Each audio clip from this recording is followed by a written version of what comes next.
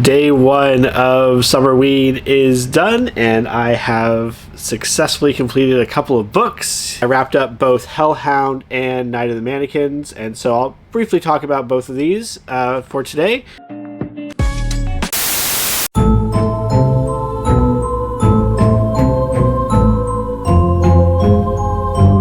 Hellhound was one of the Paperbacks from Hell books, this imprint that they are doing for books based on, or books drawn from Grady Hendrix' nonfiction collection, where he was discussing a lot of books from the 70s and 80s. And so this one I ended up giving 3 stars. I feel like the story is very strong, especially given its length. Like it's very short, right around 150 pages. So given the brevity of the story, I think it did a number of really good things. It had very good parallelism.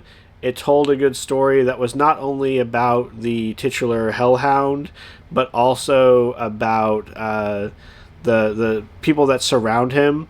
My biggest issue with the book is that everybody has this kind of poetic inner monologue voice, and everyone's really miserable, and so it wasn't any fun to read because everyone seemed like super sad and like their lives were completely aimless. No one seemed fulfilled or happy.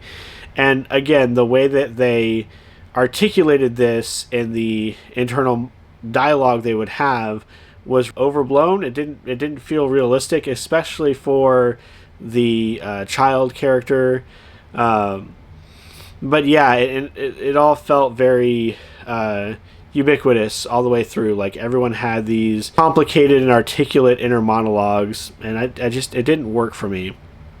I will say the book is split into 3 parts, and I do feel like it follows a 3-act structure very well. Like the parts are very clear divides in the storytelling. And again, I do like the way that certain things parallel, especially when you get toward the end of the story. So not a bad read, but not something that I was super excited about by the end of it. It was intriguing, and it was fun to go back. I wanted to go back and look at some earlier horror stuff, and it was fun to see something that was coming out of this generation of this for this genre. But ultimately, this particular story was not for me, although I might look up more from this author because it's not a bad style. It just didn't work with this story and these characters. Night of the Mannequins, I'm going to end up giving a 4 out of 5. I liked it considerably more than Hellhound. Although it was not what I expected it to be. So it does start off as this mannequin prank story where there is some question of like, did the mannequin come to life?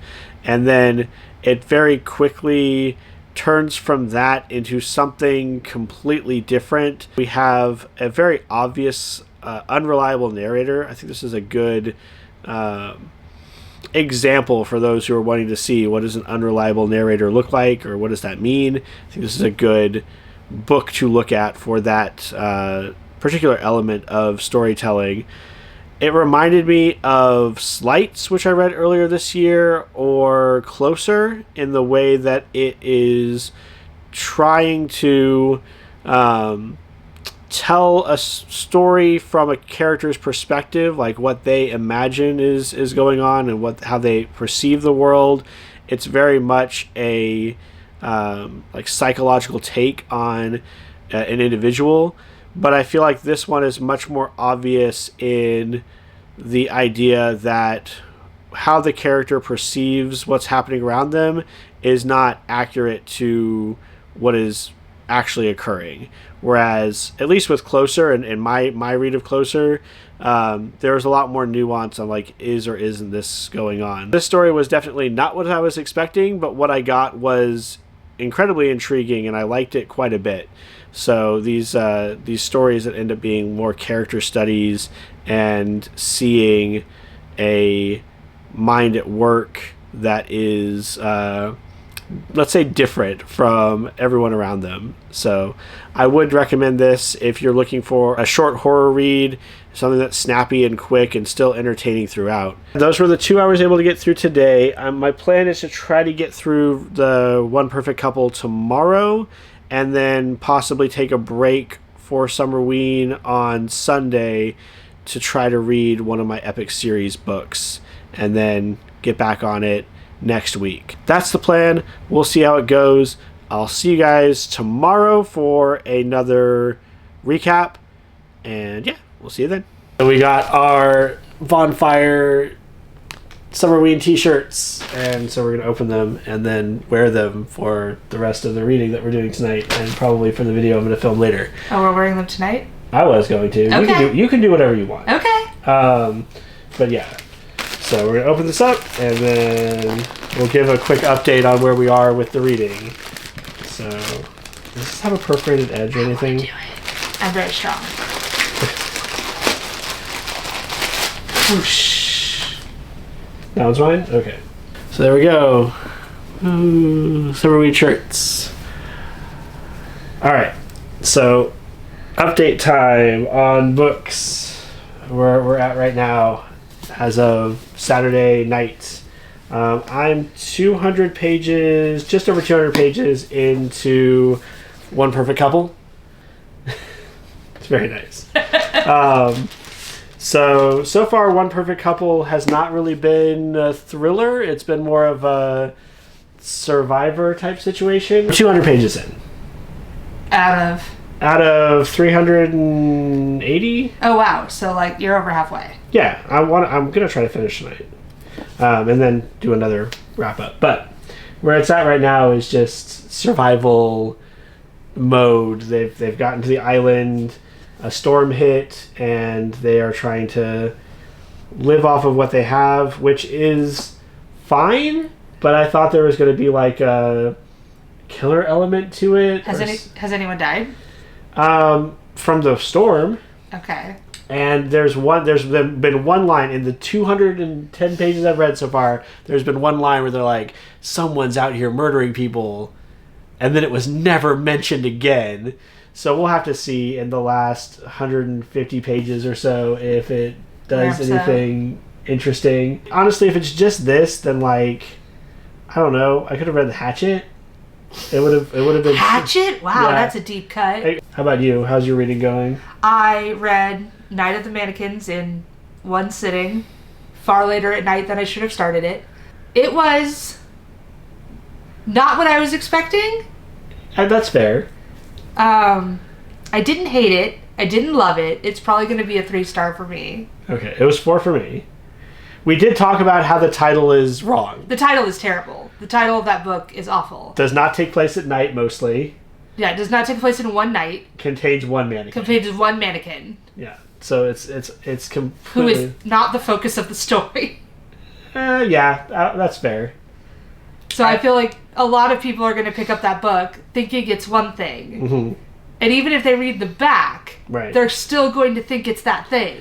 Well, and I went into it thinking that way too, and I ended up liking it, but I can definitely see where someone would pick it up and like be very set on that premise and then just not. I knew the title was not representative. I knew that going into it. Yeah. I didn't know what to expect, but I had seen enough reviews to know that it wasn't, that the title was not representative of the book. I liked the narrative voice.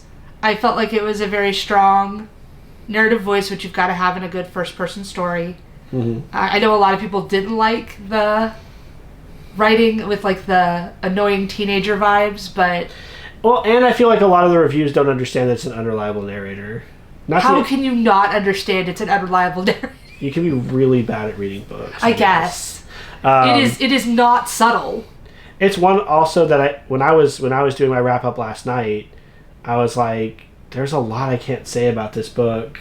Like, you can't talk very much about it if you don't want to, like, give away key points. But I feel like that's kind of unfair because people are going to go in thinking it's something that's not. I think knowing you're dealing with an unreliable narrator, it will help people decide if they want to read that book, because that's a huge part of what the book is the fact that you are dealing with an unreliable narrator. There aren't really a lot of twists or turns in the book. The book, once you know what the book is, it is that, because it's a novella. It's very short. Yeah.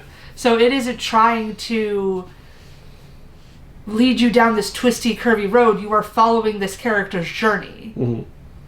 And there aren't any big surprises. That's not the point of the book. No. It's not meant to be a twisty, turny thriller. It's meant to be a study of this one character and their issues. Yeah. Issues. Their issues. So, that's good. What are you going to read next? I think I'm going to read Scary Stories for Young Foxes, The City. Okay. Because I read Scary Stories for Young Foxes last year during Summerween and loved it. Mm-hmm. It is a middle grade book, but I really liked the first one. Dealt with I think 7 stories. Interesting, because you had like a zombie story from a fox point of view, which was rabies. Mm-hmm. And then you had a witch story, which was dealing with like a human. And you had a monster story, which was dealing with a crocodile. So you had a lot of like classic ghost story beats reinterpreted in terms of foxes. And then there's a framing device that really brought the whole thing together in a way that I felt was really satisfying, and talked about the power of stories and what stories are for. And that framing device really sold the book for me, and it was 5 stars for me. I loved it. Quick read. There's some art in it that's just gorgeous and creepy and wonderful, and I'm hoping that the sequel will be just as satisfying. I'm hoping to finish this up so that tomorrow I can actually spend some time reading through Dresden before going back to the creepy books next week. So that's my plan. Summerween. Day 2. Bye. Bye. It's midnight on technically Sunday. This is day 2, end of day 2 for Summerween, and I have finished One Perfect Couple. Now, the last time we updated, when we were opening up the t-shirts, the Summerween t-shirts, I mentioned that it didn't feel like anything was happening, like there wasn't a thriller aspect of it. Literally, the chapter that I read immediately after filming that, things started picking up, and we got the like thriller murder aspect to this story, which I don't really feel is a spoiler. I feel like that is something that is mentioned on the back of the book, and I think it's weird that we wait 200 pages to get to that point. This is a common thing with modern thrillers in my experience. Some of the descriptions on the back of these books don't happen until well into the book. I don't want to talk about that. Let's talk about what I actually thought about the book. So once that started up, the book did get much more engaging for me. It started to get me interested again in what was going on. I think this is going to ultimately land at a 4 for me. It was pretty solid and a interesting take on a thriller, but it was not anything that really like blew me away, or not something that I think is going to stay with me the way that some other titles have. Turn of the Key is like Ruth Ware's most popular book. I enjoyed this one better because I think the framing device was a little bit better. I did not buy the Turn of the Key being written as like an epistolary, but also this does not fall into one of the tropes that I dislike the most in the thriller horror genre, and that is like the supernatural, something being presented as supernatural that is ultimately not. Here, everything is fairly straightforward. I actually appreciated that with the story, that there wasn't a big twist at the end. There are some reveals toward the end of the story, but they don't greatly impact what has come before. It doesn't recontextualize the struggle that the characters have gone through, or like suddenly make it turn out that someone else is the villain or something like that.